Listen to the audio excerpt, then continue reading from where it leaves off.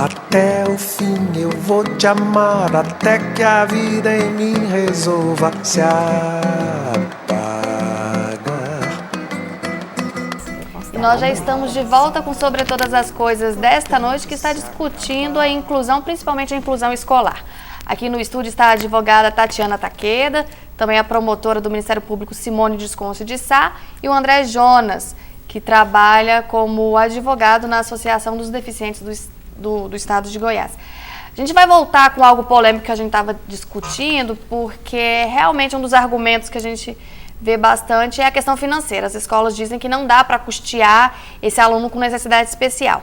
Eu queria que, promotora, a senhora continuasse o seu pensamento, que eu interrompi no último bloco. Sim, na verdade, as escolas particulares, por meio da Associação Nacional, né, elas entraram inclusive com uma ação direta de inconstitucionalidade questionando essa norma que criminaliza, né, a conduta das escolas e proíbe a cobrança. E a ADI, ela traz no bojo todo o argumento que a gente estava falando aqui antes, que é a questão financeira, a visão mercantil mesmo da educação, como se as escolas particulares estivessem assim, fora, né, do sistema educacional brasileiro. É importante a gente falar que a escola particular, ela funciona mediante uma concessão, uma autorização do poder público, né? Para que ela funcione, ela tem que ter uma autorização do conselho respectivo, Conselho Estadual ou Municipal de Educação. E essa autorização, ela só é dada para as escolas que atendem à normatização, né, federal, estadual, municipal, relacionada àquela rede de ensino, e ela pode ser cassada, ela pode ser suspensa.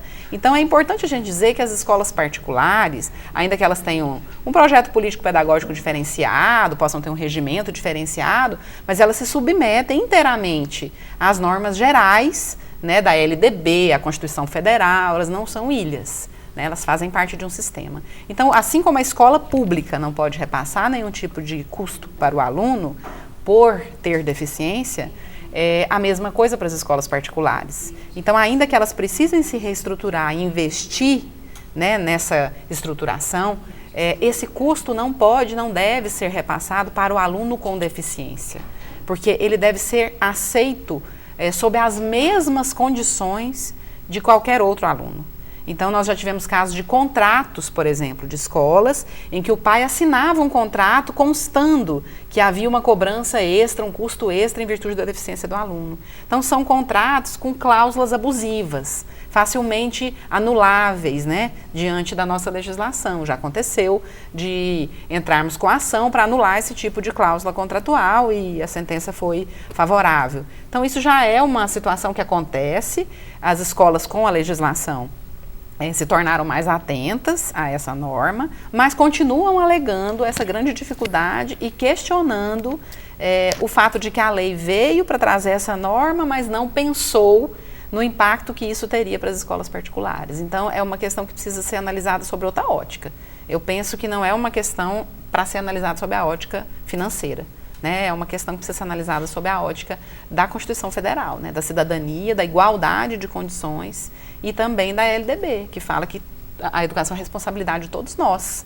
Né? Então, se você tem uma escola particular, se você explora aquele serviço, a contrapartida é que você atenda todos os indivíduos que procuram aquela unidade. Chegou a participação interessante aqui do Elias Messias, do Jardim América. Ele fala o seguinte: se Goiás está muito despreparado em relação ao restante do país, ou é um problema geral no Brasil?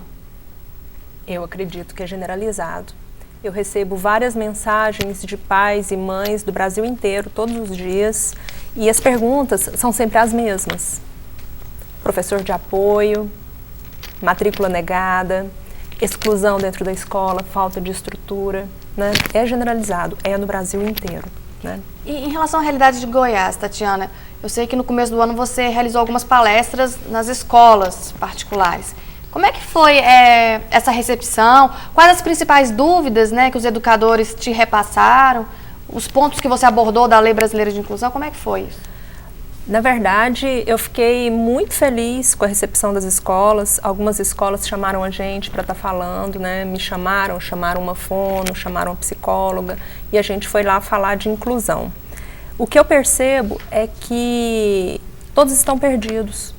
Como a lei de inclusão ela é muito nova, a gente não sabe, a gente não tem julgados ainda, né? A lei é muito nova e ninguém sabe, a bem da verdade, o que vai acontecer ou como que funciona, né? Inclusive, antes dessa lei, quando eu soube do diagnóstico do meu filho, a primeira coisa que eu fiz foi estudar as leis e procurar o Ministério Público, né? Procurei o Ministério Público, conheci a doutora Simone, nasceu uma parceria. Verdade. Né? E eu descobri que a lei de inclusão, ela nada mais é do que a junção de outras leis que a gente já tinha. Então não tem novidade, a gente estava até comentando isso, né? Não tem novidade. Então eu tento repassar isso nas minhas palestras. Eu tento mostrar outras normas para eles e mostrar que aquilo já existia, né? E eu acho que uma das dúvidas mais latentes é a questão de matrícula, a questão de como lidar com a criança ou adolescente em sala de aula. Mas isso é muito peculiar, é de um caso para um caso. A gente vai chamar agora um VT para mostrar um bom exemplo, porque a educação, como a gente está discutindo aqui, é uma arma importante contra o preconceito e o desrespeito aos direitos das pessoas com deficiência. O Fernando foi lá no Núcleo de Acessibilidade da Universidade Federal de Goiás, que tem 189 alunos.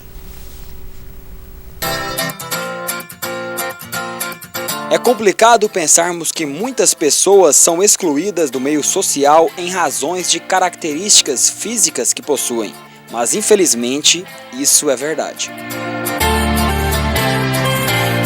Em 1981, a ONU, Organização das Nações Unidas, criou um decreto onde informava que pessoas portadoras de deficiências são também merecedoras dos mesmos direitos que os outros cidadãos. A inclusão é um assunto complicado. Pessoas portadoras de necessidades especiais precisam ter as mesmas oportunidades das demais pessoas dentro da sociedade. E é isso que a Universidade Federal de Goiás tenta implantar há 8 anos com esses alunos. Além da acessibilidade arquitetônica, a gente tem a acessibilidade comunicacional, que é principalmente para os nossos alunos surdos, então diz respeito à interpretação de libras, né? Acessibilidade informacional, que diz respeito à acessibilidade aos computadores, aos programas, né, e ao conteúdo que o nosso aluno recebe na universidade. Isso sempre pensando em não fazer uma subgraduação, numa educação de qualidade, da mesma qualidade que o nosso aluno sem deficiência. Leandro e Jenny trabalham como intérpretes de Libras no núcleo e sabem como ninguém a importância dessa comunicação. O único entrave que existe entre as pessoas ouvintes e os surdos é essa questão de comunicação. Então, assim, a gente, como intérprete, está aí para viabilizar essa questão de acessibilidade mesmo, né? Fizemos recentemente a tradução do edital do vestibular UFG Inclui, do curso de Letras Libras, para que os alunos surdos diretamente tenham acesso a essa informação. Márcio tem limitação visual e sabe das dificuldades, mas nem por isso deixou de estudar e hoje faz mestrado na universidade. Tem muitos equipamentos que auxiliam, como ampliadores de tela, leitores de voz, tem lupas eletrônicas que auxiliam. Professora, falar de deficiência e inclusão e não falar de preconceito, estaríamos esquecendo de uma parte muito importante, né? Como é lidar com esse tipo de preconceito? O preconceito, muitas vezes, ele traz a falta de oportunidade. Se você não tem a oportunidade, você não tem como mostrar a sua eficiência e ter os seus direitos garantidos. O que a gente vê aqui na UFG é que se é dado oportunidade e os mesmos direitos que para os outros alunos, as pessoas conseguem superar qualquer barreira, né, que venham da sua deficiência. André, na sua faculdade, onde você formou, como que era essa questão da acessibilidade, da inclusão? Realmente, a acessibilidade, onde eu formei na PUC, era muito complicada. Era, assim, uma questão de muitos obstáculos, era uma questão de vencer realmente os obstáculos a cada dia, como eu disse no início da minha fala. O elevador realmente nunca funcionava. Tinha que sempre estar brigando para a gente ter sala no térreo, para poder ter um acesso mais facilitado. Mas, enfim, consegui formar. E também já tive várias experiências de estar frequentando a UFG também. Acho até interessante esses núcleos que são formados, porque eu acho que isso busca muito... A gente vê que a mentalidade da sociedade está mudando, né? Que as pessoas estão tentando aprender, buscar trazer pessoas para o meio. porque eu acho que isso que é importante. E a UFG, quando eu já tive a oportunidade lá, realmente também a acessibilidade lá é muito caótica. São prédios muito arcaicos e que não oferece muita condição. Eu não sei afirmar para vocês como seria a realidade de uma pessoa com deficiência estudando na UFG. Mas já conversei com vários colegas e falo que não é nada fácil. E assim, eu lembro que na minha época da Católica, né, que hoje é PUC, a gente tinha uma dificuldade muito grande, porque além da gente ter que trabalhar com acessibilidade arquitetônica, que era a eliminação das barreiras, dos obstáculos, a gente tinha que trabalhar também com a acessibilidade cognitiva dos próprios estudantes. Porque se eles evitassem utilizar o elevador com tanta frequência, o elevador às vezes teria condições de ter um funcionamento maior e poder atender as pessoas que realmente necessitam. Então assim, hoje inúmeras vezes eu ficava no andar esperando o elevador, porque ele descia cheio e as pessoas não tinham coragem de ocupar o elevador para poder entrar. Então assim, essa questão da consciência, eu acho assim que a partir do momento em que a gente atingir realmente uma consciência, que as pessoas realmente buscar o mesmo objetivo, que é a inclusão, eu acho que vai facilitar muito. Né? Porque o arcabouço nosso jurídico de proteção é muito grande, ele é enorme. E o que a gente vê é a falta da aplicabilidade de efetividade. E efetividade não depende só do poder público, depende da sociedade de uma forma geral. Só registrar aqui a participação de várias pessoas aqui, da Keila Paim, Vitor Ulloa, Gustavo Freitas, Cláudia Ávila e Letícia Montanza. Todas essas pessoas estão parabenizando o tema. Nós ficamos felizes porque essas pessoas estão participando, quer dizer, essa conscientização já começou. Agora, promotora, eu queria que você falasse também um pouquinho, porque cada pessoa com algum tipo de deficiência é diferente da outra, como nós somos seres também singulares, diferentes dos outros. Como essas necessidades podem ser avaliadas na escola? Como montar um plano para cada aluno? Essa pergunta é ótima, porque essa é uma questão muito específica da área da educação, né? Eu mesma que sou da área jurídica, né, aprendi muito sobre educação depois que comecei a trabalhar com educação inclusiva, né? A gente vai conhecendo os instrumentos, o que é a legislação específica, né? E não só a legislação formal, mas também aquela legislação infraconstitucional, infralegal, que são as resoluções do MEC, né? Todos esses documentos que orientam a educação brasileira. E é muito bom que a gente conheça também esses instrumentos, né?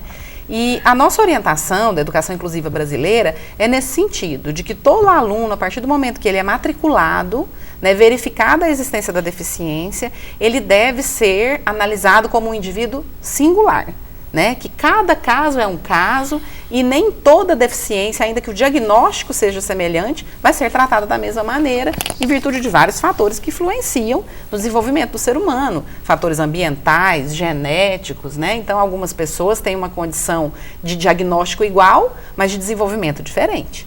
Então cada questão tem que ser analisada separadamente.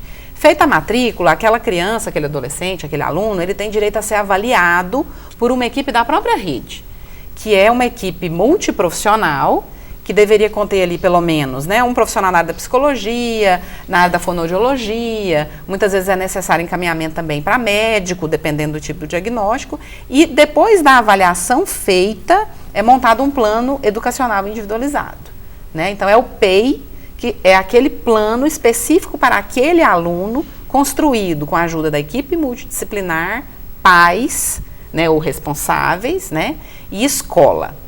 O ideal é isso, que a escola possa construir um plano para aquele aluno com a ajuda dos profissionais envolvidos e família. E esse plano, o que ele vai ter? Ele vai ter, além da visão do que é o problema, quais são as metas que aquele aluno tem para aquele ano. Metas que vão ser diferentes das metas dos demais alunos e de um para o outro também. Então, quando eu tenho definido previamente o que eu espero da escola naquele ano letivo, eu tenho muito mais condições de perceber se a inclusão está acontecendo de fato ou não. Se o meu filho ele está conseguindo atingir metas que os profissionais que o avaliaram entenderam ser possíveis. E esses instrumentos que a escola deveria dispor, né, para poder fazer com que o aluno desenvolva o máximo possível, eles só vão acontecer se a família estiver fazendo essa troca, essa parceria, né, que a Tati falou. Porque é só com esse intercâmbio de experiências, de informações, que a escola ajuda a família ajuda a escola. E a presença dos terapeutas fora do ambiente escolar, né, que eles possam interagir com a escola, trazer a experiência que eles estão tendo no contraturno, num outro período, para dentro da escola, para que os profissionais da educação tenham essa munição para trabalhar. Porque por melhor que seja o profissional da educação, mais capacitado que ele seja, ele nunca vai estar no lugar do pai, da mãe, que está ali todo dia, 24 horas com aquele indivíduo. Então essa troca é essencial. É impossível que tenha progresso, que as metas sejam atingidas, se não houver uma troca entre a família e a escola. E é um raciocínio compartilhado pela Mônica aqui, que participa pelo WhatsApp. Ela fala o seguinte: essa integração entre família e escola é muito importante para o crescimento social. Só assim a criança pode fazer o jeito certo de se educar. Sim. Participação da Mônica. Também tem a participação da Keila Paim, que via Facebook. Ela fala que tipo de ação pode ser sugerida no sentido de tornar eficaz a inclusão do aluno com autismo em uma escola regular. Tatiana. Eu acho que Você tem experiência como... A pessoa melhor para responder isso é a doutora Simone. Assim, qual ação pode ser sugerida, no caso? No caso, seria o mandato de segurança, né? Sim. Então, eu queria até que a doutora Simone falasse sobre isso, porque ela está cansada de fazer isso. Na verdade, quando a gente fala em ação, é ação judicial, né, seria o manuseio do mandado de segurança, que é uma ação que garante direitos fundamentais, né, bastante rápida, né, o mandado de segurança é uma ação que você ingressa com ela, tem um pedido de liminar, e esse pedido tem que ser apreciado em pouquíssimo tempo, né, horas. Então, é interessante a utilização desse instrumento para garantir, por exemplo, uma matrícula. Mas as ações, eu gosto de falar assim, as ações não são só as judiciais. Existem muitas ações que podem ser adotadas no sentido de sensibilizar e melhorar a receptividade desses alunos nas escolas, né? Então, a gente precisa, além de dispor do instrumento legal, a gente precisa também sempre, né, contar com a boa vontade, com o diálogo, com a sensibilização, porque muitas vezes a gente não precisa chegar ao ponto de impetrar um mandado de segurança, né? Muitas vezes uma conversa, um telefonema, né? Então, se o pessoal procura o Ministério Público, a gente sempre tenta fazer esse diálogo, essa sensibilização antes de impetrar o mandado de segurança, porque é desgastante, né? Desgastante para os pais, desgastante para a escola que recebe uma ordem judicial para cumprir. Então, é sempre bom a gente tentar ainda o diálogo e, felizmente, vem acontecendo, a maioria dos casos vem se resolvendo dessa forma extrajudicial. A gente vai para um rápido intervalo, que o nosso tempo estourou nesse bloco, mas daqui a pouco a gente volta para continuar a discussão desse tema, já já. Até o fim eu vou te amar, até que a vida em mim resolva se